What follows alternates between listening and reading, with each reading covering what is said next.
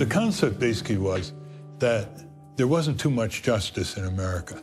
Now that opened the door, and then we said, well, why don't we start a nonprofit supported by the class of 1958 to establish centers for law and justice all over the country. And I was at that 35th law school reunion where Ralph Nader and Rick Medali and others had arranged in an afternoon for those of us who were interested to meet and talk about the possibility of a new organization. It's good to have fun and games at the reunion, but maybe we should try to do something a little different. What are we going to do when our grandkids ask, well, what did you ever do useful in your life, Grandpa?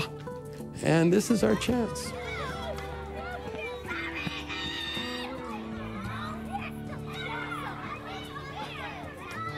I've never liked bullies. Ever since I was a little boy, I just couldn't stand big boys beating up little boys in the schoolyard. And I got almost a physical reaction against it. And when I became an adult, I saw that there were a lot of bullies. There were corporate bullies, there were government bullies, there were military bullies. And my orientation has always been to develop systems. Systemic reform involves trying to tackle an issue that involves a whole group of unrepresented people. The notion was that we could do something which was bigger and more lasting. To give the underserved the same kind of quality advice and planning and legislative help and lobbying that corporate America has. We would not limit ourselves to traditional litigation type things. We would look for large transactions affecting large numbers of people in a lasting way. I think it's pretty exciting that the founders were at a reunion at their law school, and instead of just drinking and partying with their friends and maybe hearing an interesting speaker, they said, what are we going to do to have a lasting meaning?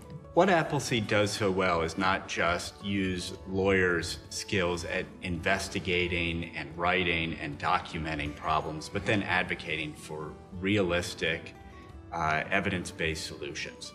There are some organizations that simply issue a report and they pat themselves on the back and say, what a good boy or good girl am I. I like to say Appleseed doesn't throw a stink bomb and run. We then roll up our sleeves after step one and make sure that we're accomplishing what we need to by advocating for the change that we want to see. I'm a business person. I don't like white papers. I don't want to study something, come up with a white paper and publish it and that's it. I want to see something done. One of the things that's great about Appleseed is its focus on practical, achievable solutions.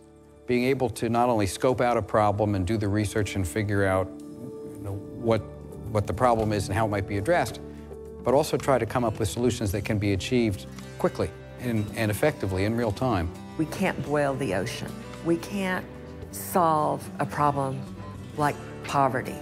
But what Appleseed can do, and what Appleseed has done, is to break down a problem like poverty into parts that can be solved. We aren't looking to help just one individual address their individual situation.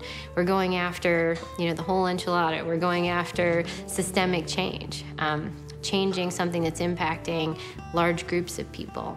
And that feels really good. At the end of the day, when you can say 10,000 people are now in a better situation because of what we were able to do, that's gratifying and inspiring, and what keeps you going at the end of the day.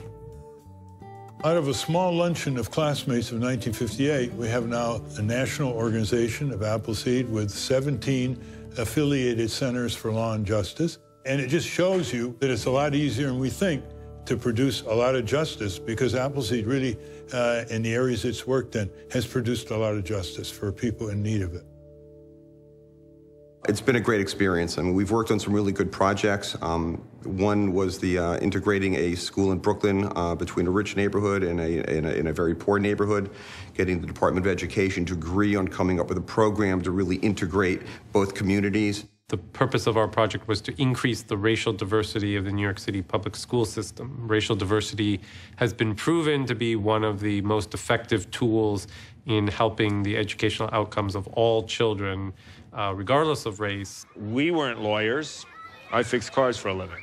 We were, you know, parents, we were community leaders, we were educators, but we weren't very well versed on these issues, and we were fortunate enough to meet the folks at Appleseed who gave us the information that we're working on a national level with resources and staff that knew the issues well, and they could really, you know, help us find solutions. We had been researching this issue of segregation in New York City schools for over 2 years. This is a model student assignment plan that can be used by other schools across the city eventually. You know, we're going to work out some of the kinks and, you know, figure out how it works with PS 133, but eventually this will be a systemic solution to the problem of racial and economic segregation in New York City.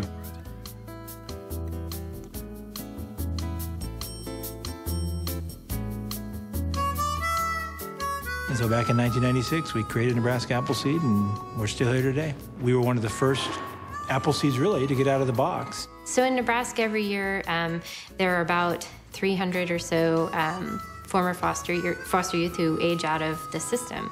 And for a lot of those kids, statistically speaking, the outcomes are pretty grim.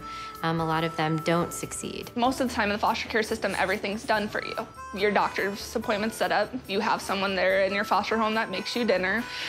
They don't sit there most of the time and actually say, you know, well, you're turning of age. Do you know how to do your laundry? Do you know how to set up car insurance? That's the least of the worries. And then it comes to the point that says, oh, well, happy birthday.